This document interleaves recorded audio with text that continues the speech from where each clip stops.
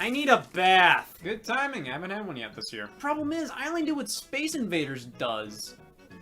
My diet is beyond limited. Lucky for the bath fan inside of me, I have no excuse. See, marketers have discovered there's no Venn diagram between bath fans and gamers. It's just a circle. It was inevitable. Mankind knew things were heading this way ever since air was invented.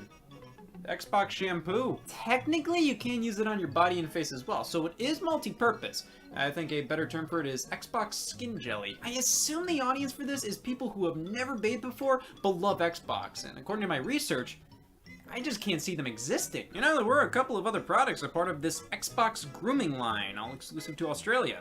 I forgot. So we've got this Space Invaders soap, so we already know I'm gonna smell fucking delicious, but I can use these in the shower, not just a bath. So I'll introduce some bath exclusives. I just prefer them. With a bath, you have a moment to say hi to whoever walked in. The Mario Bath Time Golf Set. No shower instructions are included. See, this does satiate one of my primal urges. God, I want to play fucking golf. Not only do we get golf tools, but Mario body wash is included. But what if I don't give a shit about Luigi in the tub? Well, we've got the Sonic Bath Bubbles bath game. See, I was on the fence about bathing, but now I don't think you could pay me to leave. This is a bathtub. I bought this one at the convention. I mainly used it to store my soap, but I never had a chance to use my soap because I never had a place to bathe. That changed today. Man, this bathtub could be more comfortable. Could use some hay. Let's start with the Xbox shampoo, coming to us from Lynx, after I try my Beats headphone soup. It's the Xbox staple green, which makes me happy there's no Nintendo Switch variant. Basically, it allows Xbox on your head like never before. At the end of the day, solid shampoo, no real downsides outside of hair loss. Avoid contact with eyes. What's your stance on lips? Well, let's clean up all this soap. So I got soap here. Space Invaders soap. Huh, I played Space Invaders. I gotta bathe. If skin irritation persists, consult your doctor. Oh no, I know how it works. You lure me in with skin irritation just to end up diagnosing me with cancer. Just let a bather bathe. There's lots of gaming themed soaps. I've seen game cartridge themed bars which look damn near identical to the actual products. That's good. I am most critical in the shower. The Space Invader soap is neat, but only for that brief moment before you use it. Like what, you mean you don't want to rub this on your ass? Also, the outline isn't even a part of the soap. What is this? This isn't soap, it's a shape! Okay, I need to calm down. Maybe a relaxing Bath Bubbles bath game will ease the soap rant, because I can go all goddamn day. This Sonic the Hedgehog bath game is based on Sonic Adventure and involves trying to get these rings on the pegs. I had a couple of these water-based handheld games as a kid, but from what I remember, they never lasted. They always stopped working a while in, whether that was because of water leaking or God making sure we always have something to go to war over. I don't know, but I can tell the last owner had fun with it. The entire bag has been peeled off. Well, I can't be too clean in the tub. I've waited long enough. For the first 3 years of my life, I couldn't play Bath Time Golf Set. Back then, I even tried to get the cashier to card me while buying it. I am feeling pretty underage today. But now that I'm 24, I can finally responsibly use this. Set up the putting greens, hit the ball in. It's downhill from here. Yeah, what's your return policy? No, I got the hole-in-one. I don't need the tub anymore. In the end, I don't really need baths. Did you know using body spray eliminates your need for showers? Hey all, Scott here. Big day if you don't have much going on. Microsoft and Sony have decided, out of the kindness of their hearts, they are releasing video game consoles. You heard it here third. Video game consoles, that's video game consoles with a G in there somewhere, are launching to success, is what I'd say if you could actually buy them. Let's go to our Scott on the field. Scott? Scott, it's launch day of the brand new consoles, or as some video game fans have coined it, today. It's a big deal, taking into consideration all the video game console players out there. Roughly 3% of the population cares. Many fans have expressed disdain in the limited supply of consoles. You can barely find any in store. Well, Scott, that's pretty crazy. Did you nab any of the consoles? No. Okay. Also, there's a tornado warning tonight. More on that tomorrow. Well, I did go to Best Buy, and they did have some of the new Xboxes left over, and the names of these are getting so bad. I swear they named the last one this. For video game fans around the world, nothing's more exciting than the launch of a new console, ushering in a whole new generation of experiences. You have a completely new thing to put games in now. New game cases, controllers, menus, new entries in beloved franchises, new franchises entirely. See, we've been trained to expect these things when a system launches. It's the feeling of a new era dawning upon us that gets everybody going. And the launch, whether good or bad, is just a preview as to what's to come over the span of the console's life. That new generation smell is what makes console launches so great. The launch itself? It could be better. Console launches almost never go smoothly. There are almost always reports of faulty units, which are usually drastically overblown. Overheating consoles? Yeah, never happened to me, never will. Alright, but you have a bunch of new products being produced for the first time ever. Some problems are going to arise. And the people buying consoles at launch are hard to please while simultaneously loving anything in a box. There's something about game console launches that make people think this is a worthy event to get your picture taken. Here's me buying the Nintendo Switch. Now, where's a picture of me and my dad? These consoles mean a lot to people. Like, this is going to be the gateway to some of the most engaging entertainment you'll experience for the next 5 years or so. These products have personalities and true differences in comparison to the competition, which brings passion to the purchase. It's a big deal when you finally get a new PlayStation or a new Xbox, because it's not just you buying a new system to replace the last one. This is you stepping into a whole new world. You don't see people posing with Rokus on launch day. People like having the badge of honor of being there from the very start, like they have what it takes to be a real fan. I called in sick at my uncle's funeral for this. It's almost a form of bragging to be there at the very start of a console's life. Oh, you bought a PS4 Pro in 2016? Why spend 8 hours in the cold, lost my dog, missed work, and got syphilis just to buy a PS4 at launch in 2013? And I spent the next 3 years owning a console worse than the one you bought and paying full price for games you got for $5 in the clearance bin. And I'm better than you for it. Console launches are a magical moment that most take part in due to a lack of patience or to get a leg up on everybody else. Wow, this guy bought a Wii U at launch? Move over, Jesus. But it's mostly about the energy. When a new system launches, nothing else matters. That day is all about that console. I remember when the Nintendo Switch launched. Look at me. Brown hair and glasses. I was just a kid. March 3rd, 2017. I waited outside a GameStop in the cold, patiently waiting, and when that clock struck midnight, I really lucked out. Weird civil rights rally. I may have been at the wrong place at the right time, but that meant I got a Nintendo Switch at launch. I blacked out after that, awoke in the woods, and ran back when I realized I had no sex waiting for me at home. I got the gray model. Of course, when unboxing a console for the first time at launch, you say one of two things. It's way bigger than I thought it would be. I do quite value a premium unboxing experience, where the packaging feels made specifically for the product. It's like Nintendo is proudly presenting a squirrel they killed in my backyard. I like the unboxing experience with this console. It felt like Nintendo gave a shit. See, look at this cardboard. That's nice cardboard. When vanilla flavored cardboard is used, it feels like I'm unboxing power tools. But then it's time for the setup, getting to know your new console, experiencing the new sound effects and user interface. I can't wait, this is gonna be amazing! Boom! Yes! I spent $300 to have my TV display this image. If only my Switch was defective.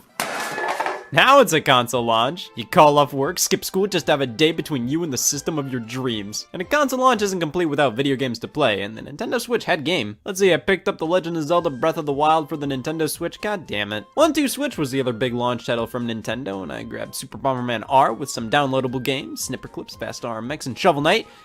I had 2/3 of all Switch games at launch. It surely wasn't a ton of games, but they definitely went for quality over quantity here. I think all games held some value. Super Bomberman R was a little stinky, like it was Bomberman, which was good, but it lacked a lot of polish. 1-2 Switch was a fever dream everybody forgot even happened, but at the very least it was a showcase for what the new controllers could do. Yes, a tech demo. You always want something to prove the worth of the useless bullshit thrown into your console at launch, but 1-2 Switch was $50 sold separately. I just like spending $50 to justify spending $300. But none of the games here were bad. Nintendo was laser focused on making sure the Nintendo Switch had good games available, not a lot of games. What a up world 2017 was. How dare they? Obviously, Breath of the Wild was the key to the launch here, and that shut everybody up for a good few months. That launch window was spent playing hours of Breath of the Wild, trying Bomberman and 1-2 Switch for a few minutes, going back to playing hours of Breath of the Wild. Those launch moments with any console feel so much more intimate, like this is your console, not the world's. You're one of the select few to own it at the moment. There aren't a ton of games, so you have this great understanding of the library.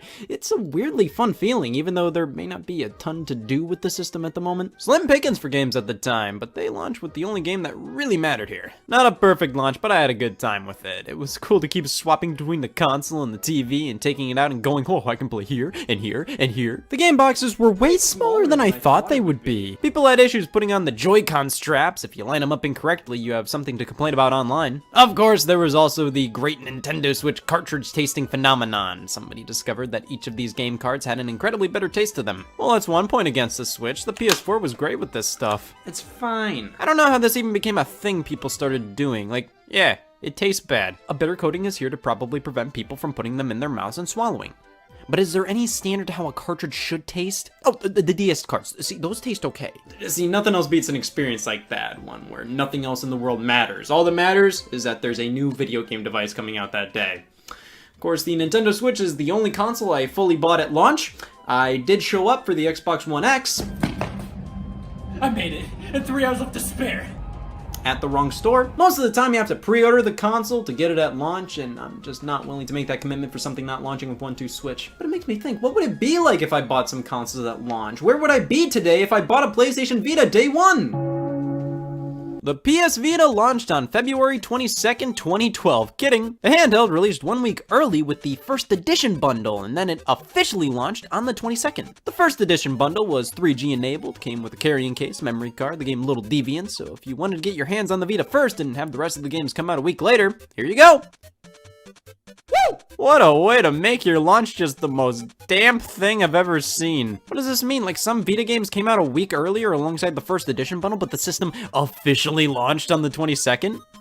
No, it didn't. It came out on the 15th. How is that not the official launch? That just ruins a lot of the excitement. Just blow it all out on the same day. Man, I totally bought the Vita at launch. I swear. I waited up there at midnight, picked up the first edition bundle, but do you ever have that fear? You just got this expensive thing you really wanted, and on the way from the store to the parking lot, you're worried that somebody's gonna steal it from you, or you're gonna drop the box and it's gonna break? That happened to me. Hundreds of dollars wasted, worst launch ever. But what about the PlayStation 4? I didn't buy this one at launch. I waited until 2015 to buy this one. There was a deal where you'd get a download code for The Last of Us Remastered, and I spent the entire day downloading the game. But then, a week later, I decided to buy my very first official PS4 game. It was Grand Theft Auto 5, which I already owned for the Xbox 360. I spent my gas money on that. The Wii U. Imagine if I bought that on day one. In 2012, I would have pre-ordered the white one, and they would say, oh, that's got such a nice guy for buying a Wii U. Here's one on the house. Imagine if I got a 3DS at launch, an Xbox One, an Atari 7800. Some launches are 100% better than others. I mean, what are you really playing during the launch of the PlayStation 4? Killzone Shadowfall?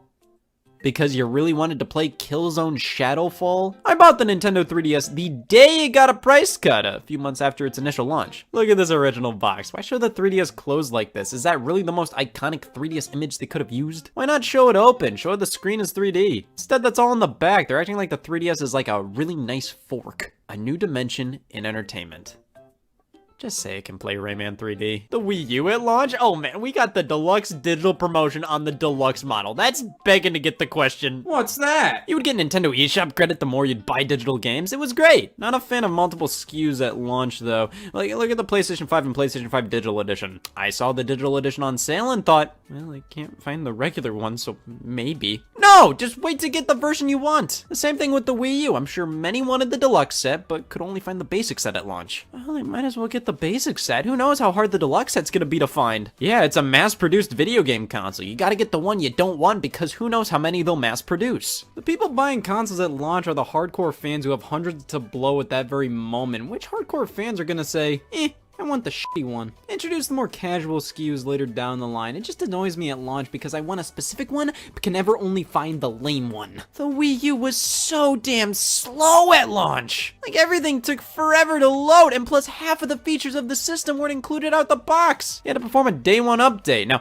that's a standard these days. We're all used to that. But for Nintendo fans in 2012, I was expecting to see the rapture before a Nintendo system needing a day one update. At least you had such launch titles as Epic Mickey 2, Your Shape Fitness, Funky Barn.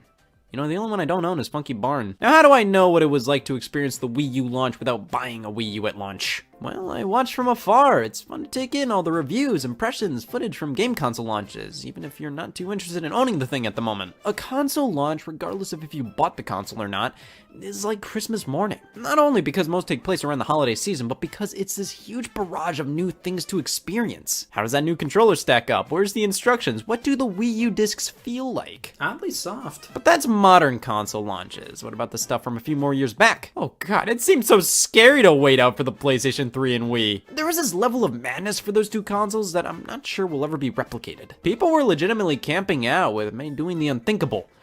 Buying multiple to sell for a profit on eBay. Ladies and gentlemen, we found the 8th sin. And then going back even further to older console launches, in the 90s, some of these consoles, it wasn't much of a countdown. Kids would just walk into the store and if they saw the Super Nintendo, well, It's out! As time has moved on, the console launch has become one of the biggest moments of any generation, as it's usually the first moment of any generation. And then right when the new console launches, does anybody look at the previous generation with disgust? Like, I don't want to play that. It's too new to be nostalgic or retro or novel, but it's too old to be legitimately exciting or fun to think about playing. Sure, the games at launch may not be the greatest. You have the rare defects that come with the first run of systems, and most of your day is probably going to be filled with the pure excitement that comes from playing with this new toy for the first time.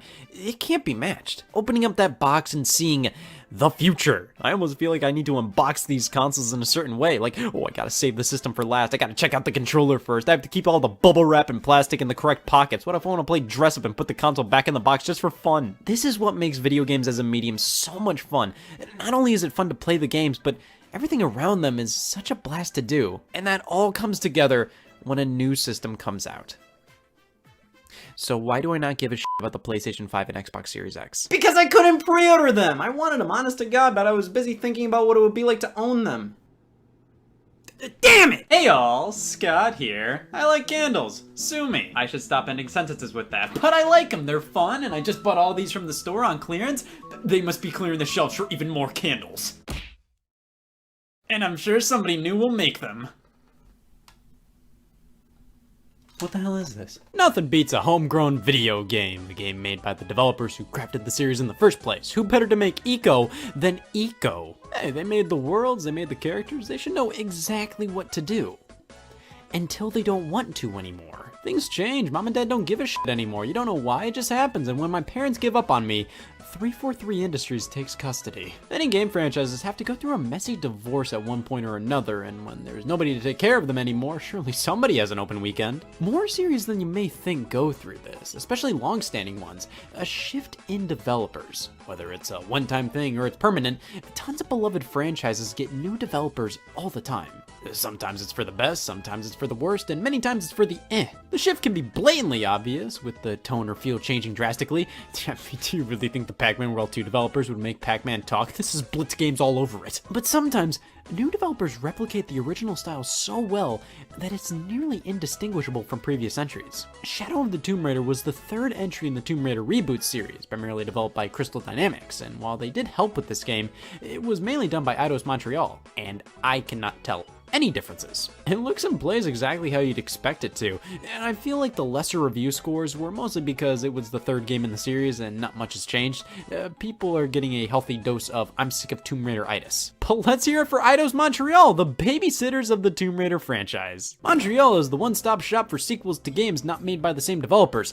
You want a new Batman Arkham game not made by the people who made the Batman Arkham games? Do I have a city for you? Warner Brothers Montreal created Batman Arkham Origins, which was made when they were trying to pump these games out every 2 years. The original developer Rocksteady was busy making Arkham Knight for next generation consoles, so throw it to the B team. If any Canadian territory could do it, I guess this one. But yeah, you can kind of tell this wasn't done by the same people as the others. It's not bad, but the quality definitely isn't as high as the Rocksteady titles. It definitely feels like more filler than a true new Arkham game. They don't even include this one in recent collections to the Wii U. But what if the new developers do a better job than the original ones? What if they best them in nearly every way? That's rich. Oh, it can happen, no doubt, but most of the time when a new developer takes over, it's not really because they show more promise than the original devs. It's not because they have better ideas or are more capable of developing the franchises.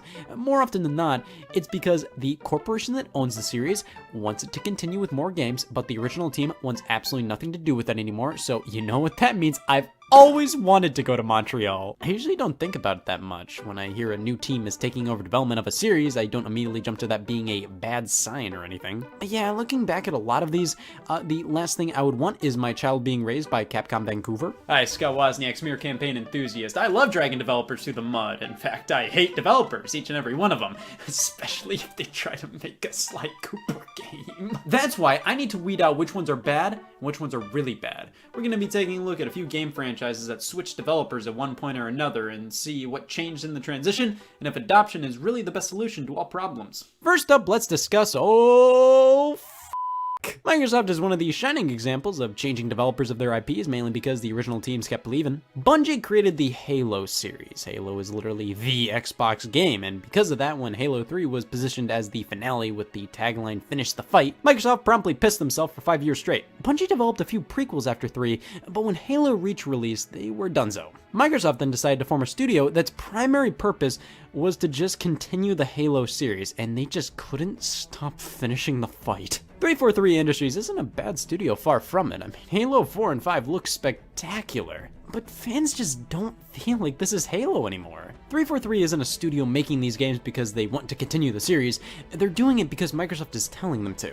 It's a similar situation with Gears of War. With the original developer Epic Games moving on, Microsoft decided to structure a studio that was hell-bent on continuing the Gears of War franchise. And while Gears of War 4 and Gears 5, that's the full name, good use of words, are solid titles, they just feel unnecessary. It doesn't help that a lot of people blew their Gears of War load on the 360 with 4 games. They kinda got sick of it. And similarly to Halo, the franchise's name just doesn't hold the same value anymore. Halo and Gears of War are kinda continuing for the sake of continuing. The original developers were done with them long ago, and Microsoft keeps them afloat because you can't have an Xbox without...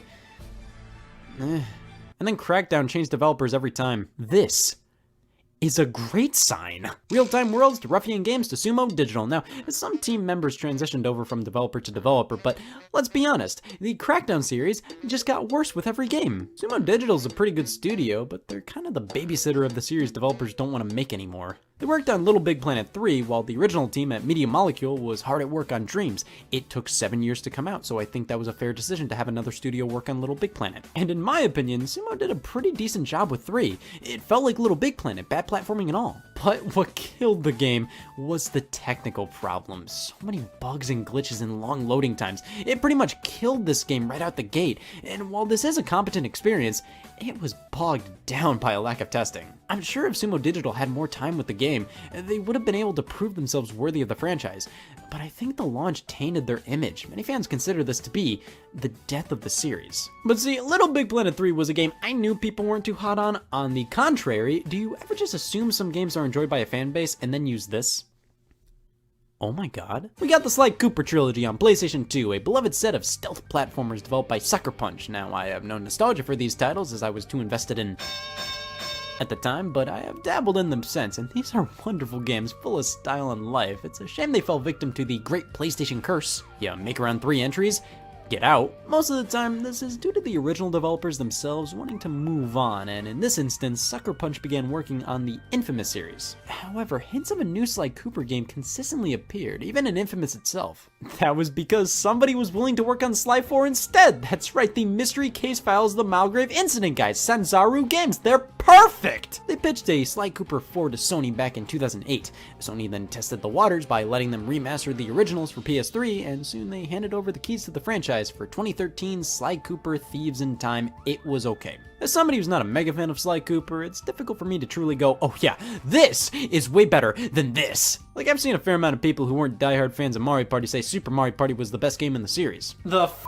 did they just say? It can be difficult to judge the quality of a recent entry in a series if you weren't too exposed to the previous ones, and I feel that a bit with Thieves in Time. But from what I've gathered researching fans' opinions on this entry, the characters and style were tweaked a bit too much for many's liking. The story continued on from 3 with them going, oh, Sly retired from thievery, that was a joke. But overall, it didn't necessarily feel like they were pushing the series forward, rather they just kind of took what Sucker Punch did and tried to do it again. And even though Sanzaru has made some quality titles, they aren't nearly as talented as Sucker Punch. I think that's very fair to say. From what I've played, this is totally fine, but the general consensus is the originals on PS2 are obviously superior, with Thieves in Time being a decent, albeit unnecessary return to form. We got another series that disappeared for a while just to end up anti-disappearing with a new father in tow, Luigi's Mansion, one of the better compliments you could give somebody. A launch title for the GameCube, its primary function was to show off just how graphically impressive a Luigi's Mansion could be. So much dust and lighting effects. It was a very short game and the gameplay wasn't anything crazy, but it was a fun little romp regardless. However,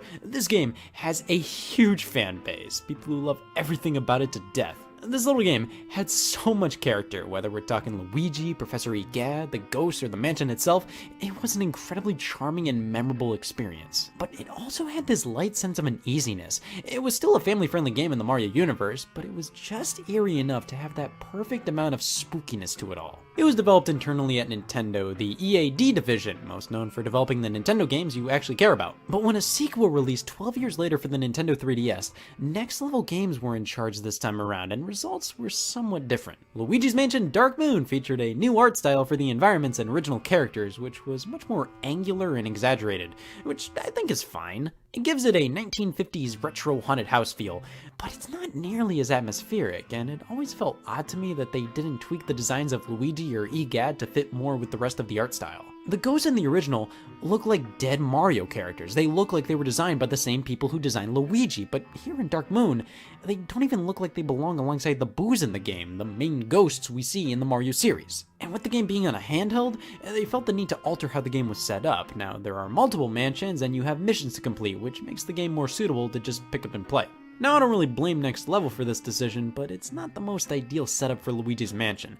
However, they came back with Luigi's Mansion 3, and this is an improvement. Sure, the art style is still a bit mismatched with the regular Mario designs, but 3 makes up for it with absolutely gorgeous lighting and animations, phenomenal puzzles, and a setup closer to the original, albeit not the same, but that's totally fine. It's a sequel, it's supposed to be a bit different. I feel like the gameplay is far more engaging and well thought out than the original, but that one had far better atmosphere and is overall a more memorable and replayable experience. But hey, with 3, I do think Next Level Games has proven themselves worthy of the franchise. I think both 1 and 3 stand on their own as equally good titles. 1 does some things better than 3, and vice versa.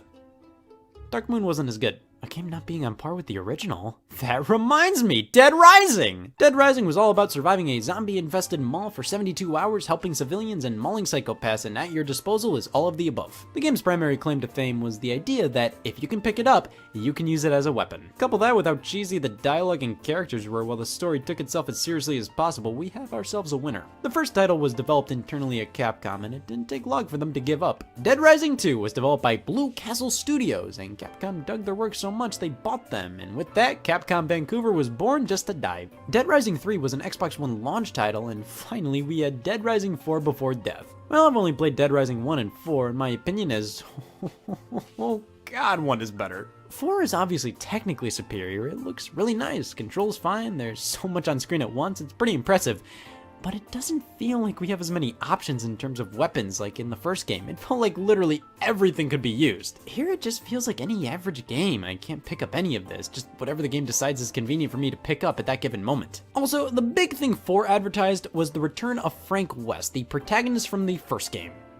Except this character isn't Frank West. He has the same name, he kinda looks like him, but the writing here is so much more self-aware and makes him out to be a wisecracking ass. The original Frank West was pretty serious, which made it more funny when the player decided, oh, let me be stupid. The serious story perfectly contrasted with the ridiculous weapons and cheesy dialogue, and they make things way too jokey in 4, and it just feels forced. But Dead Rising 4 is a decent enough game, I just think it isn't a great Dead Rising game. I don't really think the developers understood what people liked about it. It just kind of felt like they heard that people liked Frank West, but didn't know why people liked him. However, it's a fine overall game. But it doesn't compare to Oh Jesus God no. Mario Party's like people with skin. It's fucking everywhere. The original party game. Get your friends together, traverse a giant board, and play a minigame at the end of each turn. Collect coins to purchase stars, and whoever has the most stars at the end wins. It was a simple concept, but it made for a phenomenal multiplayer experience. So much bullshit happens, it's magical. However, that bullshit is balanced out with pure strategy. Deciding the right time to spend your coins or which direction to move on the board. Trying to win the most minigames, it all evens out to an experience that does require some strategy, but is luck-oriented enough to be interesting and hilarious. Hudson Soft was the developer, and they kept at it for 8 whole games on home consoles alongside 2 on handhelds. And they released a new one nearly every year from 1998 to 2007, and then nothing. After 3 Nintendo 64, 4 GameCube, and 1 Wii game, the series stopped, which really puzzled me. Mario Party 8 sold insanely well, and for them to only make 1 entry on the console was absurd. The Wii was practically made for Mario Party, and they only made one? Well, the hiatus ended up being due to Hudson Soft going through some changes. Konami ended up turning them into a subsidiary before just dissolving the company entirely. They're just Konami now, and because of that, Mario Party's future was uncertain for a while. Really, Hudson was the only one to develop the games. Sure, Indie Zero developed the card game Mario Party E, and Capcom did some arcade games, but the B did the heavy lifting. But then, Nintendo had a great idea. Let's f*** up. This'll be great. Let's have the company who developed Wii Party do Mario Party from now on. From great, I mean fucking putrid. Mario Party returned with Mario Party 9 on the Wii in 2012, developed by ND Cube, and it just wasn't Mario Party. Everybody was in a car now. That tears it! Whatever you rolled would move the car for everybody. You were collecting mini-stars. Minigames just happened randomly when you'd land on a certain space. It felt like they were listening to reviews that were just really tired of Mario Party by then. I mean, I would be too if I had to review these games every single year. Most of them read like, 8 Mario Parties. This is getting stale and repetitive. ND Cube went, alright, let's do something different and worse. This style tried to simplify Mario Party, but ended up unnecessarily complicating it all. I think the original setup was far more immediately understandable. It's a board game. You all roll and move individually. Here, what the hell kind of board game do you all move together in a car? Because everybody moves together, you can't really strategize where you want to go because where you end up is dependent on what the last person rolled. And the boards themselves had a definitive beginning and end. They were completely linear, and all you wanted to do was roll enough spaces to get to the finish line, which just isn't that fun. I liked exploring the boards in the original games, making it to an item shop before friends did, strategically waiting around a certain area. This just feels like the goal is to get the game over with. At least the minigames were fine. That's the saving grace of every Mario Party. I don't think a single one has nothing but garbage minigames. They're all fairly alright. Thankfully, with their next entry, Mario Party Island Tour on the 3DS, they went back to everybody moving separately, but the game boards were still start to finish linear experiences. Definitely better than 9 style, but god, this isn't great. Everything's just overly simple and bland. But at least with Mario Party 10, they had a chance to redeem themselves. It's the fucking car again! They brought back the car from 9, and it really has not been improved at all. 10 is just another 9, which just makes it worse in my opinion. They could have improved things, but no! It's the same! There's a special mode called Bowser Party, which allows one player to be Bowser on the Wii U gamepad, where they're actively trying to hunt down the others and beat them. But this mode only has like 10 minigames to play, which gets old quick. Mario Party Star Rush on the 3DS was next. What the hell is this? Alright, so Star Rush is very different. You all roll simultaneously, which saves just so much time. That's the big selling point of the game. It's the Mario Party for the working man. Don't have any free time? Here's Star Rush. It's definitely the most unique one of the bunch, but really doesn't feel like Mario Party to me. So the next year, they made another 3DS game, this one being the Top 100, a collection of the best 100 minigames from the series past. This was a phenomenal idea. Why did they put this on 3DS? This game celebrates the home console history of the series. They have pretty much no representation of the handheld entries. I'd rather play Mario Party on a home console. I don't want to round up 3DS owners to play this. On top of that, this is literally just the minigames. The way ND Cube wanted you to play this is to just pick a minigame, play it, and move on with your day. Nobody wants to play just minigames. You need boards to hold that experience all together, and this game has one board. And it just reuses assets from Star Rush. Thankfully, Super Mario Party came out for the Nintendo Switch, and as a step in the right direction, it goes back to the standard formula of the original games, but there's only 4 boards, and they all stink! They're all really tiny and are based on a grid, which makes them super bland. I mean, they're doing better than they have before, but I never trust a man who prefers Super to 6. The thing is, though, most of these were negative changes, developers that didn't really know how to recapture the magic of the original games. But just take a look at these. Sonic Mania, fans from 3 different studios coming together to make a 2D Sonic game even better than the originals. And Metroid Prime, Retro Studios bringing the series into 3D in one of the most critically acclaimed games of all time, and bringing Donkey Kong Country back. The original 3 were great, but the 2 Retro made are some of the greatest platformers of all time. Yoshi's Woolly World, I'd say, is on par with Yoshi's Island. And then they follow that up with this. But the point is, even then, sometimes new people can bring new ideas. They can be more knowledgeable about where a series should go, more so than the people who actually created it. But damn it, that isn't the case with candles. Hey all, Scott here. I have hobbies. I'm only human. I like talking harshly about Mario Kart 7, being somewhat critical of Mario Kart 7, negatively speaking about Mario Kart 7, hiking, f***ing despising Mario Kart 7. So Mario Kart and the number 7 walk into a bar. What did you think would happen? The Mario Kart series was always a massive success, but it wasn't until the DS and Wii incarnations that it truly reached worldwide phenomenon status. It seems like nearly everybody played one or the other or both. With sales numbers like these, you could walk up to anybody on the street and ask, why the f was Rob in Mario Kart DS? That's not to downplay the success of previous titles, but these hit the big time, and after the release of Mario Kart Wii, it was inevitable that whatever Mario Kart would follow would also do phenomenally well. This was no longer a series that Nintendo wanted to put out on each of their platforms, this was one they had to. But that's just the thing, we were 6 mainline Mario Karts in, but really, who was counting? This title's making a lot more sense now. What could Nintendo do for the 7th mainline Mario Kart game to not only get people excited, but also sell them on their shiny new handheld, the Nintendo 3DS? Well, Nintendo did the unthinkable. They made a new Mario Kart game. This is Mario Kart 7, a great title, no doubt, but one I have felt so little desire to go back to throughout the years. It's in this weird space where it's functionally sound, it controls well, it's still incredibly enjoyable. But everything it added to the series that were once unique to it either were so whatever, or they actually became mainstay elements from there on out, and because of that, I would consistently ask myself, why would I ever play this game again? Well, that's a testament to how good this game truly was at the time. It introduced so many new features that became mainstay elements of the series from that point forward. But outside of those few new features, this game just doesn't really have a core identity of its own in terms of how it feels, how it sounds, how it looks. This is a game that, in my opinion, felt like just another Mario Kart more so than any other entry in the series. I'm sorry I had to say that. I really hope any future employer doesn't look that quote up. I mean, just look at the cover art. It just feels like more of the same from DS and Wii. They just looked at these games, said, alright, this works, third time's the charm. That's sort of indicative of my problem with Mario Kart 7, but we'll get to that when we get to that. First off, we must visit the year 2010. Such a fun year, so much happened. Mario Kart 7 got announced.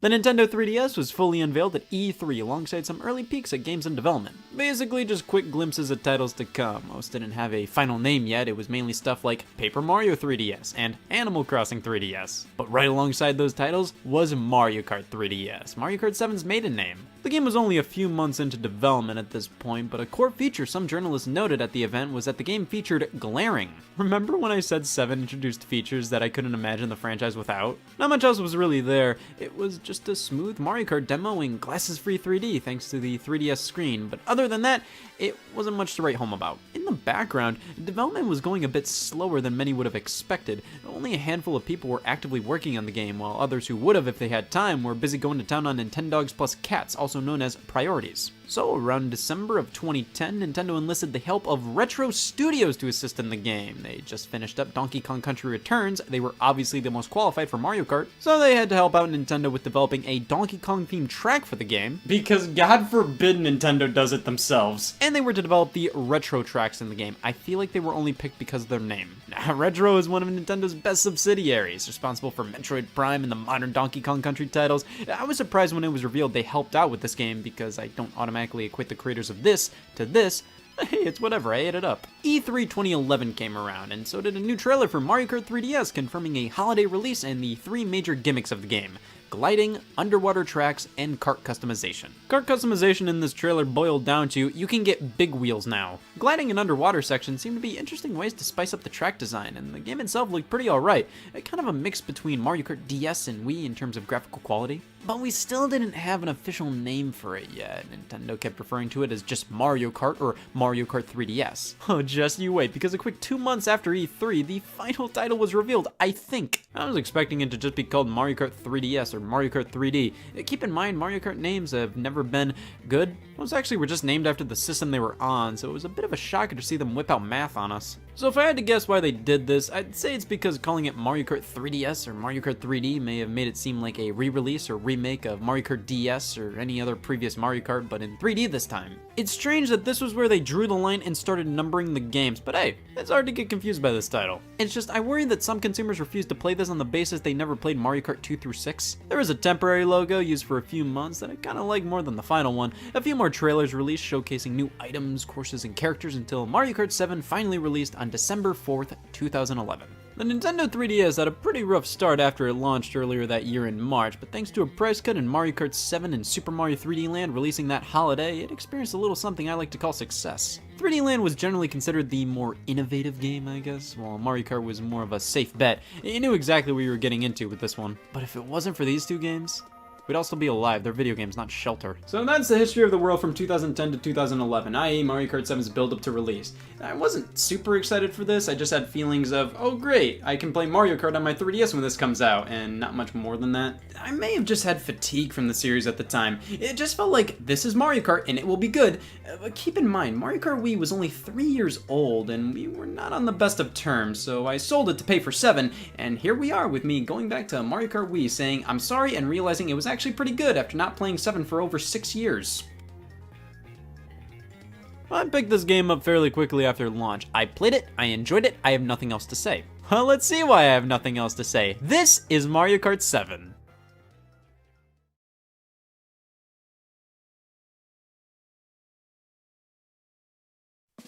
Mario Kart 7! Who would have thought this would be the game's title screen? Moving into single player. This is exactly what I was expecting. Is that a good thing or a bad thing? 7 feels so been there, done that. Like, look at all the new modes. There are none. On top of that, the presentation is just so sterile. It looks fine, but it has none of its own personality. That may sound like an odd argument to make for a Mario Kart game, but looking back at each game in the series, while many are incredibly similar, each one has at least a few things that give them their own unique flair. And first impressions of 7, it doesn't really have that. In fact, the menu music here is nearly identical to Mario Kart Wii's. Moving on to characters, now I've already unlocked all of them here, which means hell yeah, I don't have to waste time unlocking characters in Mario Kart 7. What am I gonna do with all this free time? Not unlock characters in Mario Kart 7. The stuff you had to do to unlock these characters wasn't anything dreadful like it was with Mario Kart Wii, for example. Unlocking all characters in that game is some people's major. Here it's as simple as winning a cup in 150cc. Each one will unlock a specific character, and beating all of them in any difficulty nets you a me. Okay, thank you. That's much easier. But it's a little lame. I kinda want there to be a balance between f this fucking shit, fuck, and this is a little too easy. Like, have me do a bit more than just beat all the cups. Give me a reason to play through the other modes, beat a few time trials, that sort of thing. Well, onto the roster. We have that lovable cast we've all come to know and love over the past 20 odd years. The characters that make Mario Kart, Mario Kart. There's a lot of fucking B's in this one. Alright, we have the mainstays here. Mario, Luigi, Yoshi, Peach, Bowser, Donkey Kong, Toad, Koopa Troopa, Daisy, Wario, Rosalina, the me. It's a very cozy police lineup. But then we have the newcomers. Shy Guy makes his debut as just a straight up playable character. You could use him when playing multiplayer in Mario Kart DS with friends who didn't own the game, but here, if you paid for Mario Kart 7, you get the right to Shy Guy. Lakitu, the character who is fundamentally the flag girl of Mario Kart, makes his playable debut, which I like. It's cool to see him actually playable after being a staple in the series for so long. Metal Mario, you know, Metal Mario, Metal Mario. It's Mario made of metal, making his debut in Super Mario 64 as a power-up. Here he's portrayed as some sort of robotic version of Mario, which is strange. This may be a reference to Metal Mario in the Smash Bros. Series, where he's an opponent near the end of some single-player modes. Or Mario Golf, I don't fucking know. This is a case of Metal Mario is technically a Mario character and all we have to do is take Mario and make him gray. I'll give them a pass this one time, but they better clean up their act for the next game. I shouldn't have said that. Wiggler! Ever wanted to drive as a caterpillar? Don't lie. I'm cool with Wiggler here. This is a dumb addition, I like it. And this one hits home for me. To all the Mario Galaxy fans out there, it finally happened.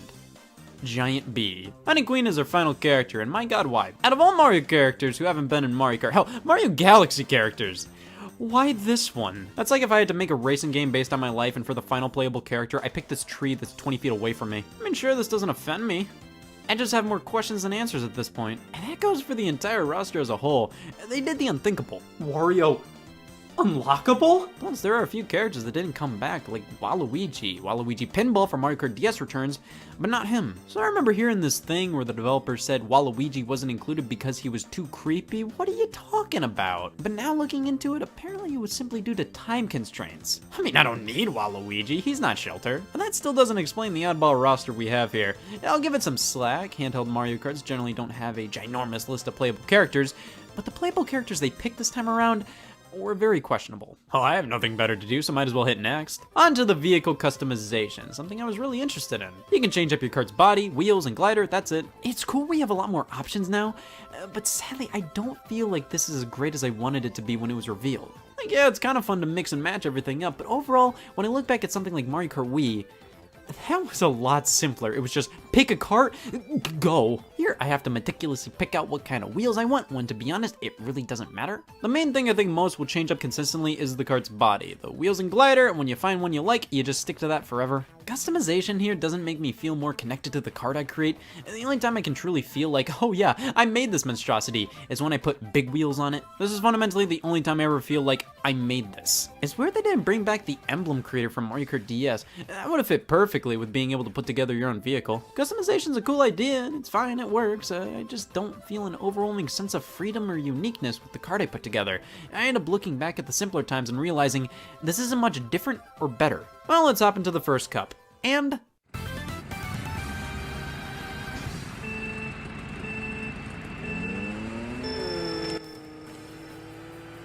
it's f***ing Mario Kart again! This is one of the most Mario Kart feeling Mario Karts I've ever played. There's really no surprises here. It's not like the older ones where you go back to them and go, wow, this controls a lot differently compared to the newer ones. Mario Kart 7 feels exactly how you'd expect it to. It runs great, and in my opinion, it looks sharper than we did.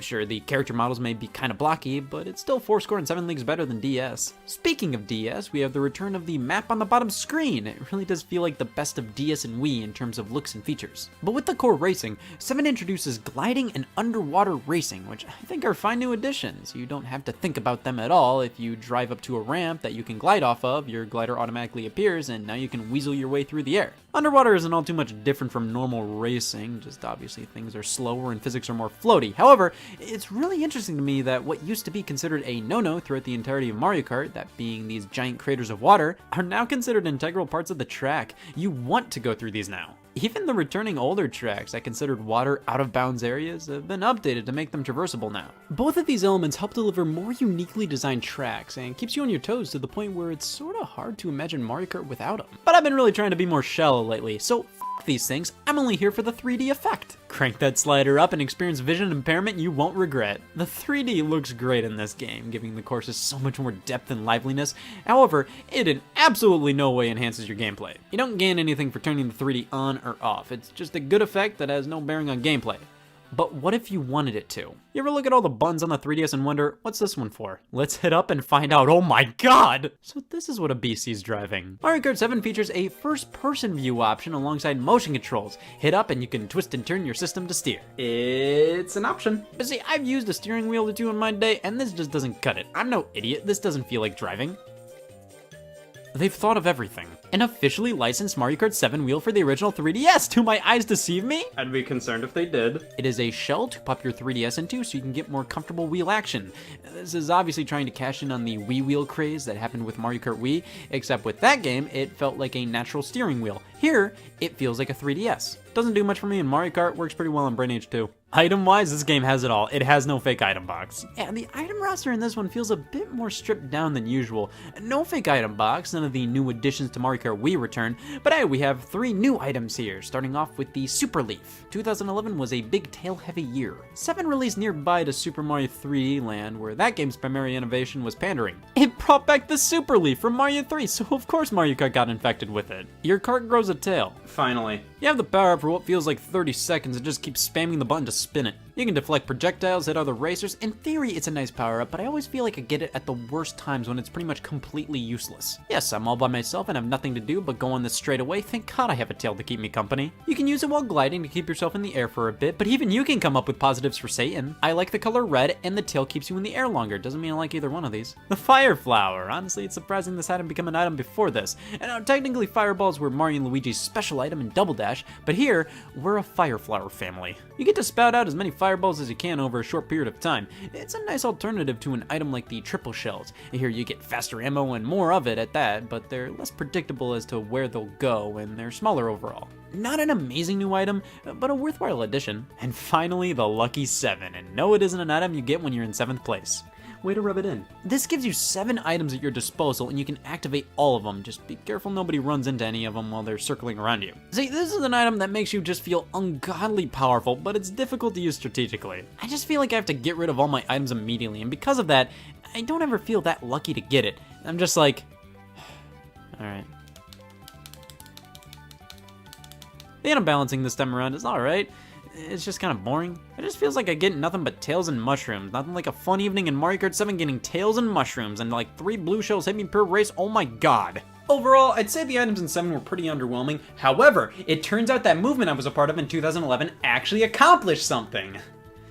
I don't even care about the coins, I just had a free year. No matter how often they leave, they always find a way back. Coins make their triumphant return. Originally in the series, you'd want to collect them on the track to hit top speed. If you got hit, you'd lose some of them, and here, it's the exact same. Go a bit faster by collecting the coins, lose them when you get hit. It's the circle of life, and here, the more coins you collect gets you new kart parts to unlock. I wish they had like a little shop to spend your coins, because as it is here, you get new kart parts when you hit certain milestones, like, oh, you have 2,000 coins, here you go. I just don't feel that engaged with unlocking kart parts. Well, onto the tracks. First up, we have Toad Circuit. It's exactly what you think it is. Daisy Hills, a very pleasant track with windmills and hot air balloons. It has it all. Cheep Cheep Lagoon, mostly taking place underwater. A wonderful course to realize, wow, gliding is way more fun than this. Shy Guy Bazaar, I like this one. The theme is great, and taking place at night makes it stand out quite well. Moving on to the Flower Cup, Woohoo Loop, a track based on Woohoo Island from Wii Sports Resort. Yes, Nintendo's excuse for not making a new character or franchises for years. Their response, what are you talking about? We made a new character,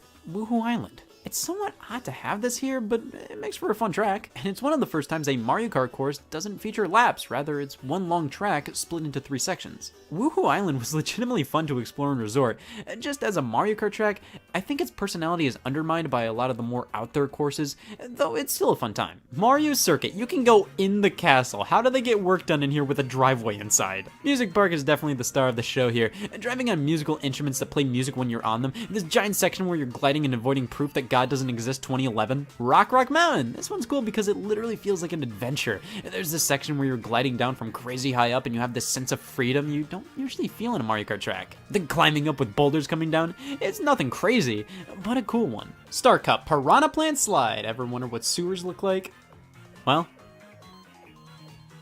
you're welcome. Wario Shipyard. Weirdly, one of the more forgettable tracks for me, which is odd considering the theme of a sunken pirate ship is amazing, yet I keep forgetting this one was here. Neo Bowser City. It's a rainy city, good for it. Maka Woohoo. Woohoo Island's back, and this one is also 3 sections instead of laps and takes place during a sunset. I don't remember many differences between these two. Finally, the Special Cup. DK Jungle was the track Nintendo just couldn't do themselves. Retro helped out with it as it's based on Donkey Kong Country Returns, and honestly, I'm happy they did. This feels straight out of that game, and it's a blast to traverse. Rosalina's Ice World. It happened, didn't it? It's a nice track, that's what it is, and it's Rosalina's alright. Bowser's Castle.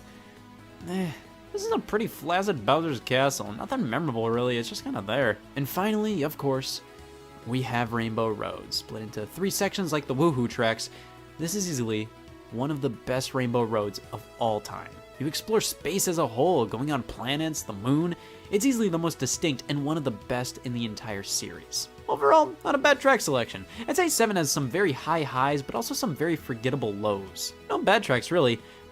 God, sometimes I wake up in a cold sweat remembering how much I forget Rosalina's Ice World. The retro courses this time around are alright as well. Most are welcome comebacks, and it's cool to see these tracks updated to take advantage of gliding and underwater sections. Well, when there's no more tracks to play, we gotta head over to the other modes.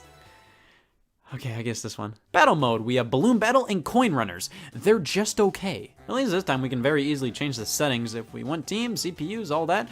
I'm bummed that we can't alter the time limit though. Whether that means removing it entirely or extending it at all, it's always locked at 2 minutes. The battle arenas are alright, 3 new, 3 old, although the core one I always remember playing on was Honeybee Hive.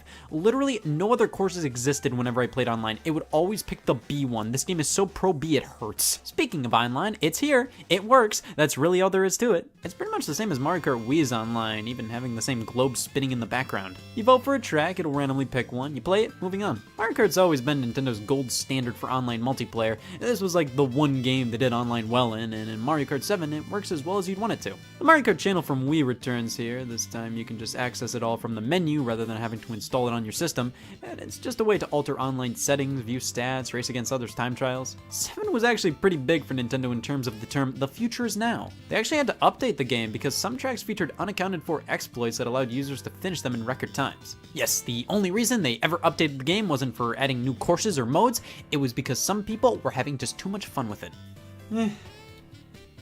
It's a good game. Just like any other Mario Kart, it's fun, and this one is obviously better than many others in the franchise.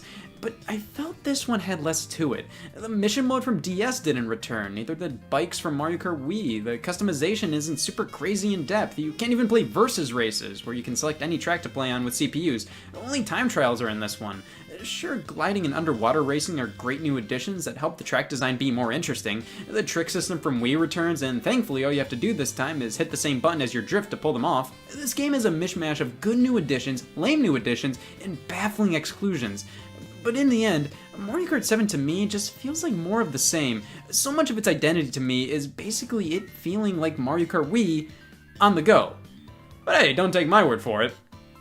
Dear God, don't. It's probably wrong. Hey y'all, Scott here. Look at this. It's my integrity. I will do anything for money. The statement still stands! Well, doing anything for money covers pretty much everything for money, except for my soul. I was looking to lose a few pounds anyway, so I just need to find somebody who's willing to buy it from me. There we go. Just listed one soul on Craigslist. We have a buyer! Welcome!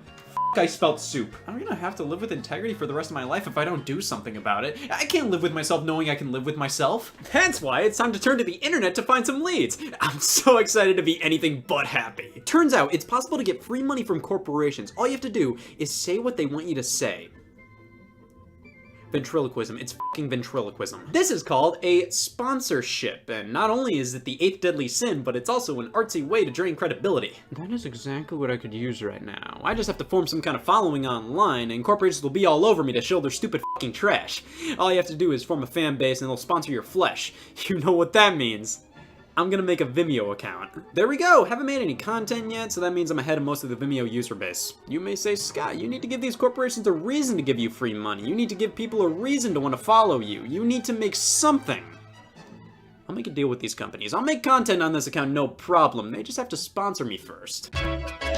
This is taking longer than I thought. Alright, I gave in. I posted a video trying to lure these companies over to me. My opinion already doesn't matter, so just buy it! So now all we have to do is wait for some desperate companies to start lining up. I may have 0 followers, but I'm a ticking time bomb of popularity. The question is, what companies are desperate enough to buy me out?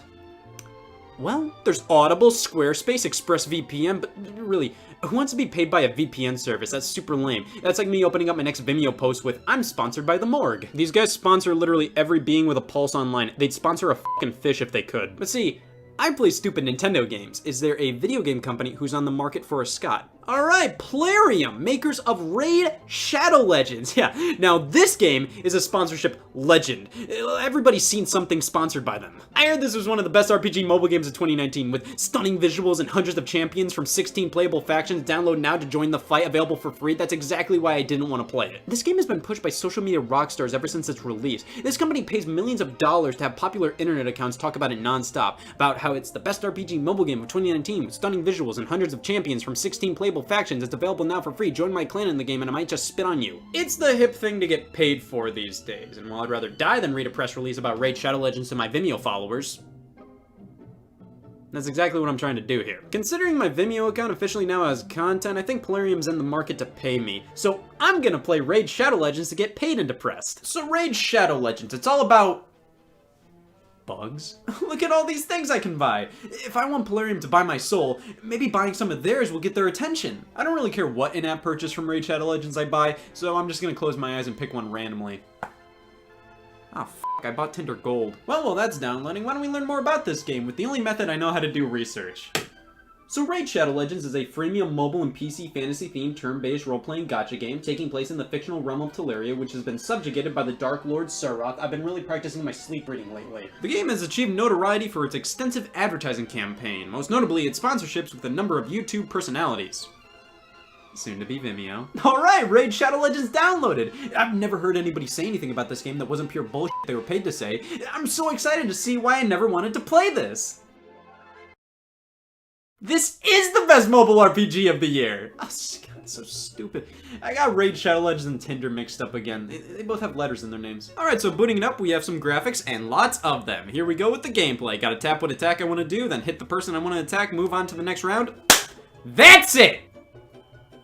What am I looking at here? The Bill of Rights? I swear, all mobile games are the same. You need a magnifying glass to read anything, and it's never obvious what you're supposed to click. This one.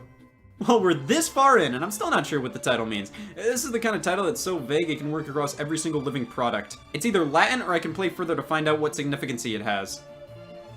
It's Latin. Well, that's enough Raid Shadow Legends for me today. I'm off to go to my Vimeo account now that I've contaminated it with talking about the best RPG mobile game of the year to see if Plarium wants to sponsor me.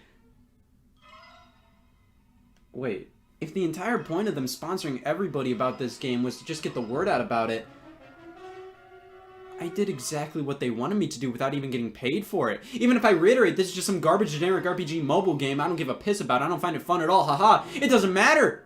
They just want the word Shadow, Raid, and Legends to be everywhere. They already won! Bad publicity, good publicity, they don't care. I lost my soul talking about this game, and I didn't even get paid for it. Now, I may have lost my pride, but I can always buy that back. What I'm really worried about is my Vimeo presence. The idea people will look at me as the guy who willingly talked about Raid Shadow Legends without getting paid. Do I look like I stooped that low? What if I want to branch out on Vimeo and talk about my stupid Nintendo games? My opinions and views may be undermined by the fact that I was trying to lure in a company by advertising and talking positively about their product. Why would anybody trust my opinion when I would have been that easily bought out? And if I did get the sponsorship, why would anybody respect my opinions on stupid Nintendo games if I openly got paid for a mobile game I wouldn't have talked about otherwise? I think I like having a soul. I'm glad I didn't go through with a sponsorship. I may have tried, but I learned my lesson. I'm officially the most prideful user on Vimeo. Yes, this is Scott Man Fun from Vimeo. Zipblock's fucking great! Hey y'all, Scott here. Holding a gubble.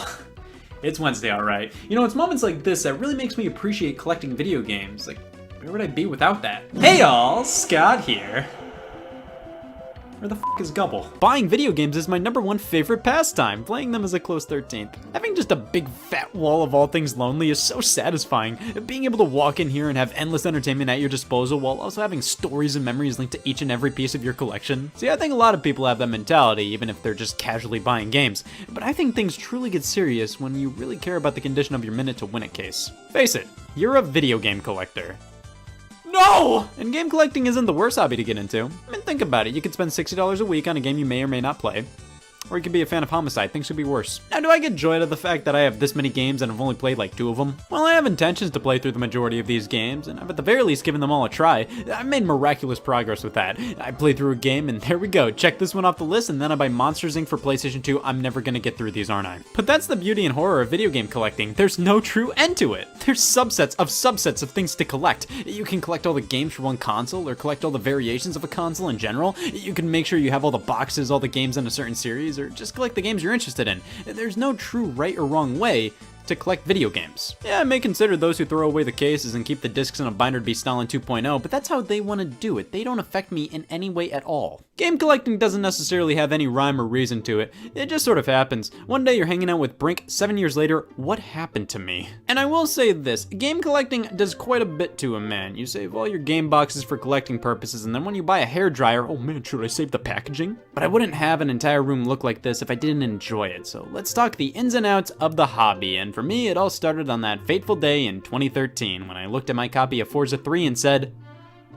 I'm keeping this. It was a big moment, I haven't played it since. I'd say my fascination with gaming and the history of the medium started back in 2008, and it wasn't until 2013 when I decided against selling my current games in order to fund buying new ones. Trading in games was the way of life for a while, but I said no, I want to start hoarding. Video games, in my opinion, are things that deserve to be collected more so than many other forms of media. You can experience pretty much every movie ever made in the best way possible by just owning them all on a flash drive. The same can be said for music and books. Sure, enthusiasts prefer experiencing them in more unconventional ways, like listening to vinyl records or reading the first print edition of a novel. But video games are a completely different story to me. These are much more complex pieces of entertainment that require specific hardware. You almost have to own the original physical releases and the original hardware they were designed to be played on to get the full experience, or just the experience at all. This field is not nearly as well preserved as others, and it's practically screaming to be. The idea that all these consoles will one day die out on us and these discs will eventually rot away or these cartridges will just stop working, it really makes me feel like collecting games is more important than collecting other things.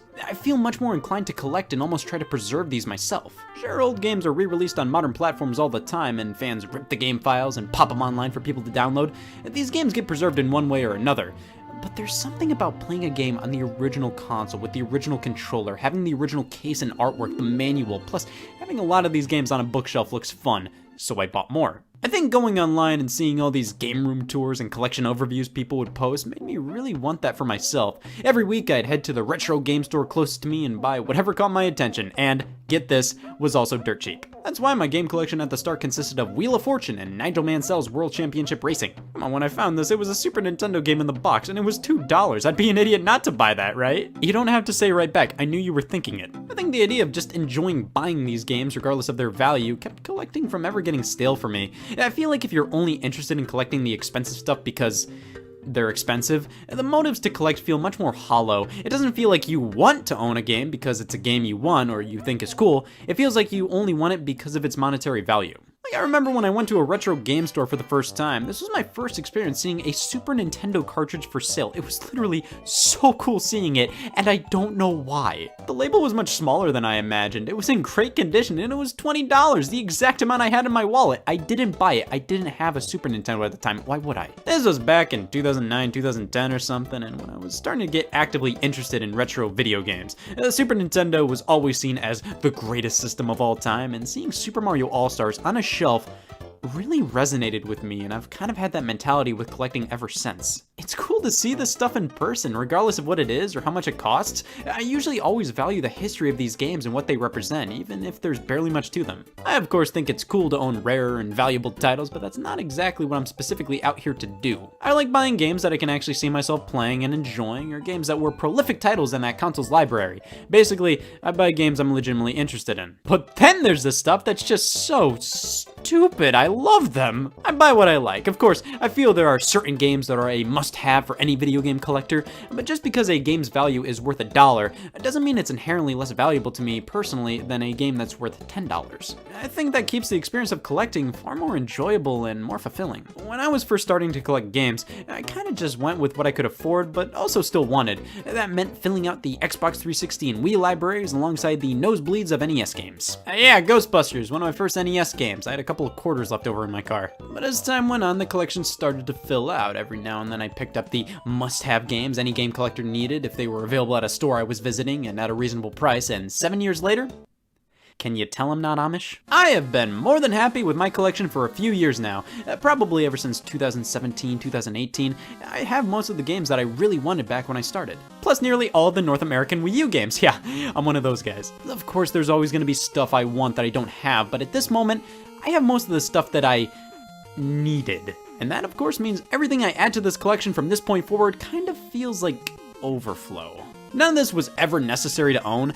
Everything I bought this year so far is the definition of unnecessary to own. That's a problem many collectors have once they've been doing this for a while, and many have a desire to cut back. I don't really have an urge to do that though. I feel like that happens when you buy like sacks of games online to get an overall better deal. The idea behind that is you'd be spending overall less on each game by buying in bulk, and you'd be getting multiple games to fill your collection out. The thing is, I never really did that because I kinda liked buying each game separately. I bought most of these games because I deliberately wanted to own them. When you buy 50 NES games on eBay because you wanted one of them and the other 49 are just gonna be filling your collection, yeah, you're probably getting a better deal, but I feel like it's more likely to feel disconnected from your library this way. I mean, of course I bought a few lots before, and because of that I keep forgetting I own some of these. Come on, Missile Command on Game Boy Color? My collection has standards, I swear. That's another issue.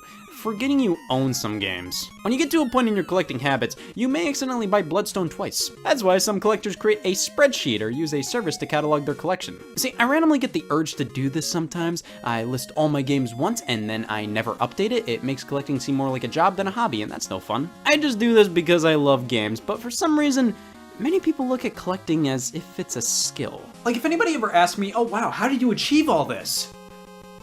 I spent money. But see, people always have questions about the game collecting experience, so might as well enter the first chapter.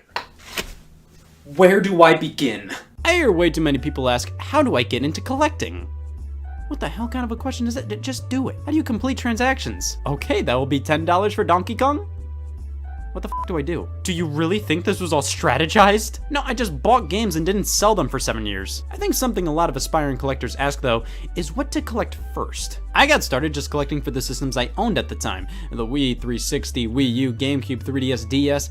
Whenever I see people ask others, where do I get started with collecting? Why do you want to be this? If anybody ever answers with, oh, the NES, you gotta start with the original NES or any other console, well, Why? What if this person doesn't care about that system at this time? If they think they have to collect for a specific system they may not care about to truly get into collecting, that's not necessarily fun for them. Collect for the systems you like the most, the systems you have at this exact moment. It doesn't matter if the general consensus is collecting Xbox One games is for pussies. If that's the system you own and you're passionate about it, there's no reason why that shouldn't be the first console you start collecting for. And as time goes on, you'll probably end up expanding to collecting more things and appreciating consoles and libraries you may not have cared about initially. I can tell you back in 2013, I never expected in a million years I would have owned Glover. Look at me now. I feel like there's this notion that game collecting has to be this way or that way or whatever, and that's just not the case. You collect what you're interested in regardless of how old, how new, how expensive, or how cheap it is. But of course, what you're able to collect depends on what you're able to collect. Write that down.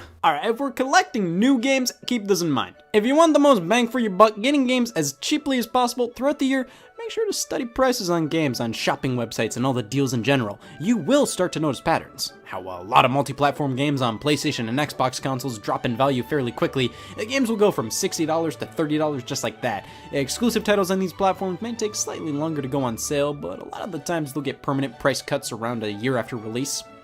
And then Nintendo games never go on sale, you might as well buy them now. I mean, it happens, but not nearly as much as the other consoles. I just think it's worth it to follow a few gaming deals-oriented websites, checking them out from time to time. You'll eventually gain an understanding of how and when video game prices go down. It may also be worth it to join some store memberships. Many of them are free and you'll get rewarded for being an idiot with money. Now, of course, current generation titles are more than likely easy to come by for you. You can easily ransack a Best Buy to grab them, but what about the fossils? Of course, if you're in the market for games over 15 years old, you may experience some roadblocks. Retro games aren't easily found at stores like Walmart and Target. I mean, sure, you have the coveted PlayStation 2 game that's been on the shelf for 40 years, but you should never buy them. Nobody will ever buy them. That's their shtick. That's where the specialty shops and online harassment show their faces. Look up retro game stores near you. If you have some, great! Let's pray they actually have good prices. If you don't have any stores near you, look up the games you want on eBay. Let's pray they actually have good prices. I've gone to a fair share of retro game stores in my day, and they vary quite a bit in terms of quality. There was one that I went to that was incredible. They had nearly every game you could have possibly asked for available. Tons of displays and playable kiosks. Collectibles were everywhere. New things around every corner. They were asking $10 for Rock Band game only. When I went to buy a few things, the cashier told me, "Oh yeah, we're all about the collectors here," and proceeded to stamp the game disc for some bullshit warranty service. What the hell are you doing? But at least the store was a spectacle. Even if the prices were garbage, it was cool to check out. But then you have the stores that have absolutely nothing going for them. Inventory isn't in their vocabulary. What, they have like 20 games for sale and the prices are all god-awful? The 20 games they have for sale may even be in terrible condition, and the 20 games for sale are all Nigel Mansell. I mean, I'm happy I own this. I don't need to be happy 20 more times. But if you dig deep enough, you're sure to find a retro game store that has a perfect balance of quality, quantity,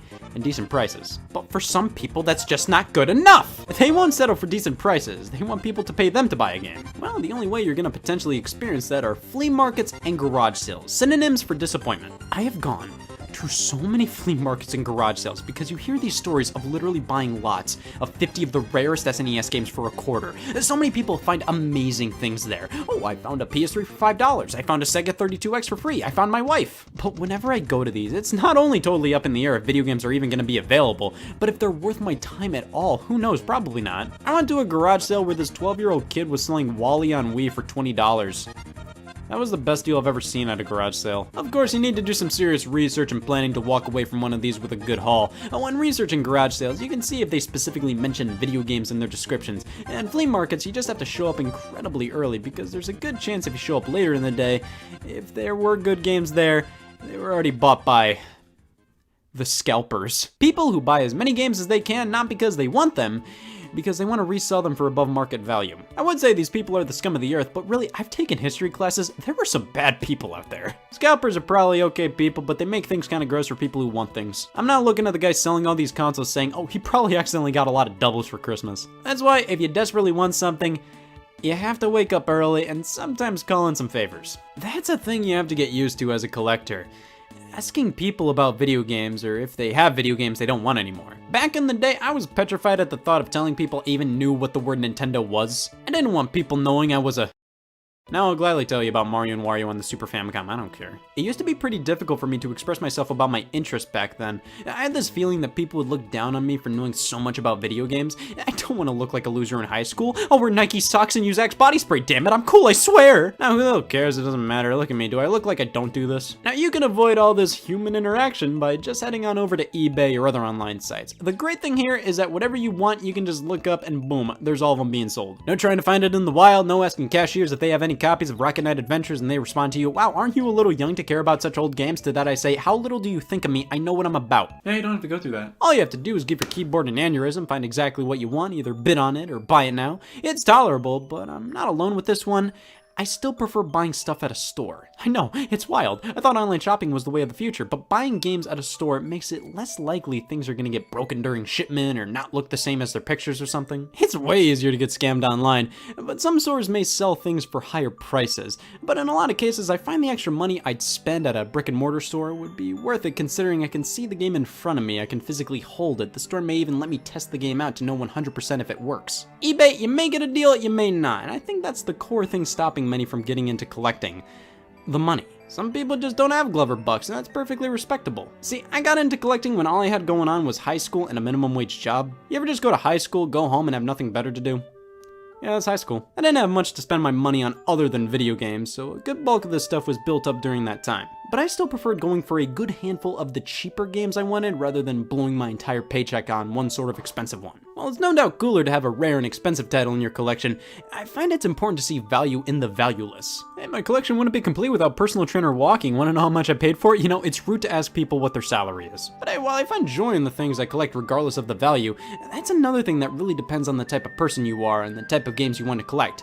You may want to go for the cheapest games possible or only splurge on a few select costly ones. But what dictates the prices of these games is the demand. I took intro to business in high school. Demand is what primarily drives the pricing of the game collecting market. If a lot of people want something that is in more limited supply, the price is going to reflect that. The demand and pricing for games and consoles vary all the time, and you can mostly draw conclusions as to why certain things are expensive and why others are a plague. You may think the older and rarer games are the more pricey ones. See, that's the funny thing, no. Take a look at the consoles prior to the NES. Sure, of course there are some expensive titles, and finding working systems will cost you a pretty penny just to play this, but Atari, Intellivision, ColecoVision, these aren't in nearly as high demand as the other games. Most of the people who grew up with these things already got nostalgic over them and rebought them years ago. The collectors who collect these things already did. There's not a lot of people becoming strictly Intellivision collectors nowadays. And considering most of the titles here don't hold up very well and aren't a part of major franchises still getting games to this very day, these games aren't skyrocketing in value anytime soon.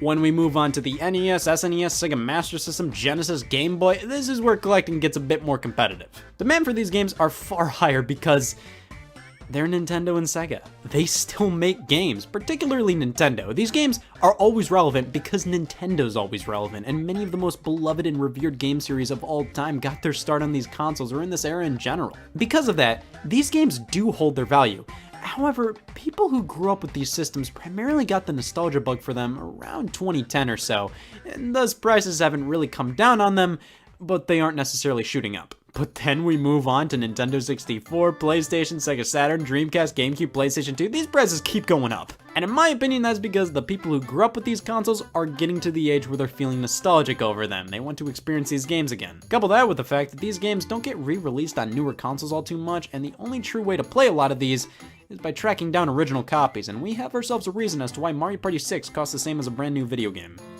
And then there's the original Xbox, the joke of the collecting world. This is literally one of the cheapest quality libraries to collect for. Original Xbox stuff is dirt cheap. For some reason, not many people want this stuff. I notice many collectors get peeved when others bring light to unappreciated games, and because of that, their value skyrockets.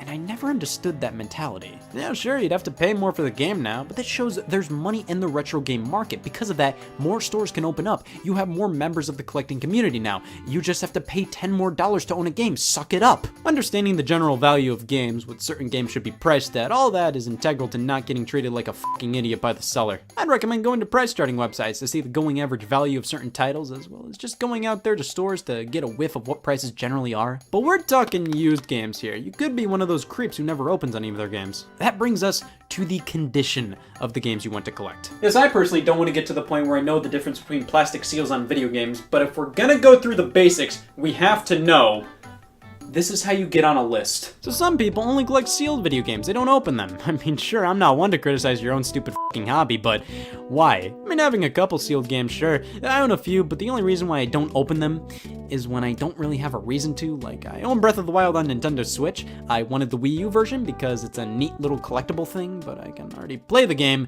Why would I need to open this? Or if I own the digital release of a game and end up buying a physical copy, sometimes I just don't open it. I've gotten more open happy as the years have gone by, and my stance is, I have no intentions on selling this in the future. Why not open it? But people who never open any of their games, I don't get them. There are these organizations that grade the quality of your video games and how well they're sealed and all that. I will never submit anything to them. I don't need confirmation I'm a fucking loser. I don't need to be reaffirmed how much I didn't open my copy of Luigi U. On the exact opposite side of that, people who collect games and store them like this.